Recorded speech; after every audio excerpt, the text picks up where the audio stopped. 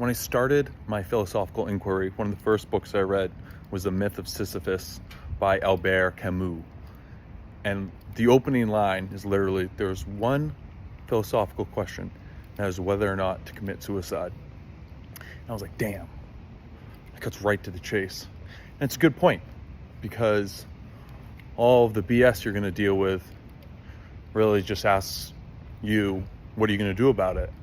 And if you're not going to do that thing that ends all this, then you just have to deal with it. There's really no other options. Everything else is just logistics. I understand that this is sensitive for some people, which I absolutely get. I mean, I know people who have ended their lives and people that have died young, and it destroys the family. It's very bad. and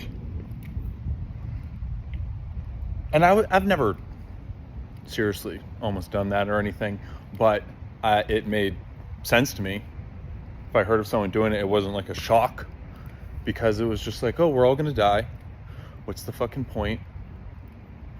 Like, why save until I'm 80 and then die while I'm insane?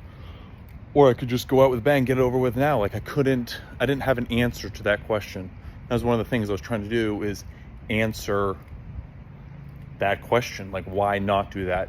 Where do my actions line up? Like, what is the point at the end of the day? If I'm a good person, if I'm great, if I'm bad, at the end of the day, like, who cares?